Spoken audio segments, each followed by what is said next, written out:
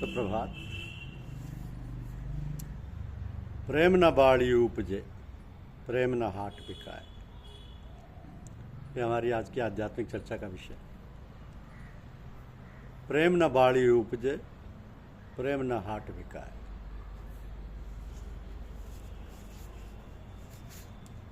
बुजुर्गान ये कहते हैं कि उनकी आंखों के जियारत को इबादत समझो। जिसने आका को मेरे एक बार देखा है। अब जियारत कहते हैं दर्शन करने को, मिलने को। आका कहते हैं मालिक को। जो भी संत महात्मा जिन्होंने ईश्वर का साक्षात्कार किया है, जो मालिक की याद में मस्त सराबोर रहते हैं, ऐसे महापुरुषों के दर्शन से मनुष्य के अंतर में जो प्रेम और प्रभाव उत्पन्न होते हैं,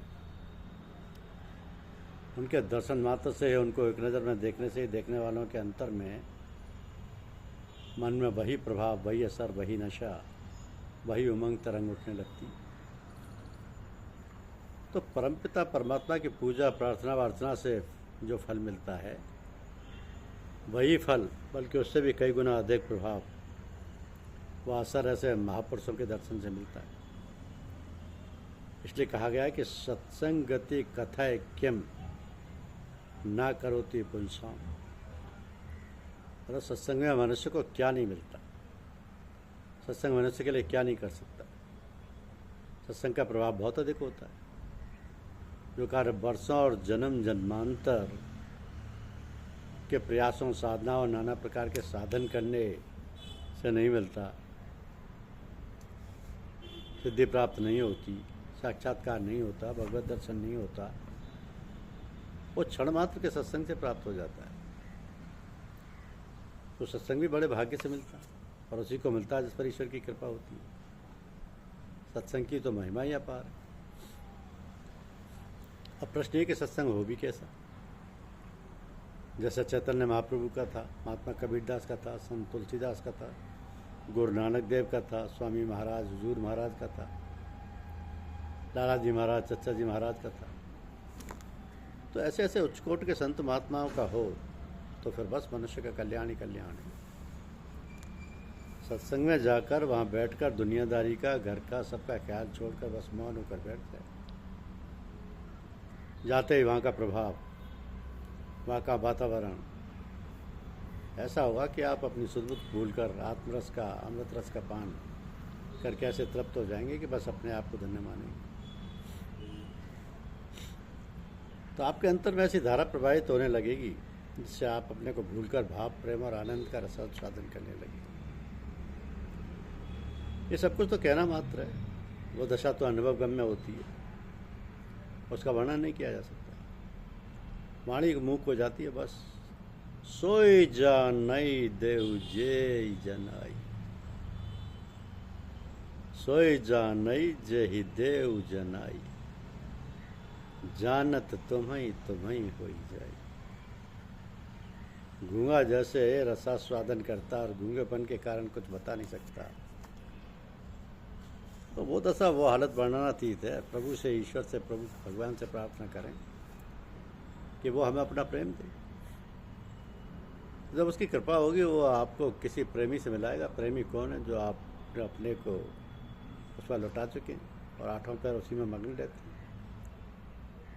कहा गया है ना कि प्रेम प्रेम सबको ही कहे, प्रेम न चीने को। आठ पहर भी ना रहे, प्रेम का आवेश हो।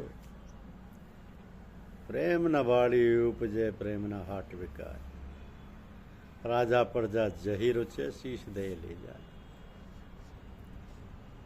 तो अपने प्रियतम को, प्रियतम के पथ को और पथ प्रदर्शक को भूलना नहीं चाहिए। यहाँ पग पग पर ठोकरें हैं, कंटक हैं, न जाने कितने भयावह जीव जंतु, जानवर, चोर, लुटेरे और ठग हैं जो प्रतिपल प्रतिक्षण ताक लगाए बैठे, पथिकों के आने का और अपने कार्य पूरे करने का। तो उनसे पूर्ण रूप में अलग रहो। अपने पथ प्रदर्शक को उनके बताए हुए, सुनाए हुए, समझाए हुए सब लक्षणों का मनन करो। उस परम तत्व की ओर ध्यान लगाए हुए जो तुम्हें और तुम्हारे हित के लिए सतत देख रहा है, और पूर्ण रूप में अपनी दया और दृष्टि और कृपा का आवरण तुम्हारे ऊपर डाले हुए। ये सब तो ठीक है, किंतु जो अवरोध या अवरोधक तत्व हैं वो इतने सजीले, रंगीले और आकर्षक हैं कि पथिक पथभ्रष्ट हो जाता है और अपने आप को भूल जाता है, भ्रमित हो जाता है कि हमारा लक्ष्य क्या है, क्या हमारा पथ है। यहाँ तो बड़े आश्चर्य की बात है ये तो, कि पथ प्रदर्शक की इतनी देख रेख होने पर भी प्राणी इधर उधर देखने के कारण भटक जाता है, जो कभी कभी उसके हित में बहुत बाधक हो जाता है। ये सब होते हुए ये बात नहीं भूलनी चाहिए कि मैं और मेरेपन का भाव भी हमारी अवनति और भटक जाने का कारण होता है। वो देखता है, थोड़ी सी रील देता है, पथ प्रदर्शक को देखें क्या करता है।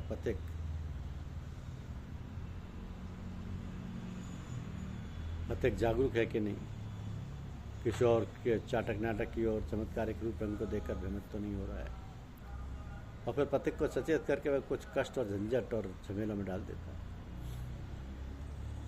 तो तब पथिक रोता है, गड़गड़ाता है, ठीक से अपने रथ पथ पर, अपने लक्ष्य पर आ जाता है। तो जो पथिक विनयावनतः पूर्ण रूपेण समर्पित हैं, अपने को दीनहीन और आश्रित मानते हैं, उनका पथ निरापद और सुखकर, आनंददायक और सुगम हो जाता है,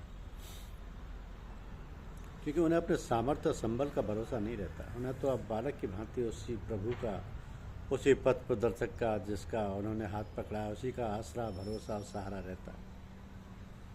तो फिर क्या मांगना है? मार्ग सरल, सुखदायक और मनमोहक हो जाता है और उसे भान ही नहीं होता। तो किसी प्रकार के भय का या भय की आशंका का, और वह अपने लक्ष्य पर पहुंच जाता है। जैसे हवाई जहाज पर बैठकर लोग अपने निर्दिष्ट स्थान पर पहुंच जाते हैं, मार्ग में चाय, नाश्ता आदि सभी सुविधाएं मिल जाती हैं। तो ये नहीं भूलना चाहिए कि उन्होंने मार्ग व्यय दिया है, अपनी तैयारी की है, टिकट लिया है, जिस श्रेणी का टिकट है उसी प्रकार की सुविधाएं मिलती हैं। तो यात्रा प्रारंभ होने के पूर्व यात्रियों को उनके सामान का निरीक्षण होता है, उनके बाद जाने दिया जाता है। तो श्रीमान चच्चा जी महाराज क्या करते थे कि लोग मन तो दे देते हैं पर निज मन नहीं देते। अब निज मन को भला समझ लेना चाहिए। किस प्रकार के साधकों को, पथिकों को, साथियों को बात समझ में ऐसे आई कि रामायण में एक चौपाई है, सन्मुख हो जीव मो जबी, जन्म कोट अगनासे ही तभी। तो अर्थ से स्पष्ट है कि जब हम पथ प्रदर्शक के सम्मुख होते हैं, अपने गुरुदेव के सम्मुख होते हैं, तो अपने हृदय को बिल्कुल खोल देना चाहिए, कोई बात छिपा कर नहीं रखनी चाहिए। यदि कोई बात छिपा कर रख लेंगे तो वो दूर नहीं होती और साधक को बड़े कष्टों और विघ्न बाधाओं का सामना करना पड़ेगा। तो ऐसे अवसर पर सावधान रहें, सन्मुख होते हैं बिल्कुल, और उनके सामने हृदय को खोल दें, जिससे हमारे हृदय की सफाई हो जाए, अंदर की गांठ खुल जाए तथा करोड़ों जन्मों के पाप धुल जाएँ और मुक्ति का मार्ग प्रशस्त हो जाए। धन्यवाद। यूट्यूब चैनल को लाइक और सब्सक्राइब अवश्य कीजिए। शुक्रिया।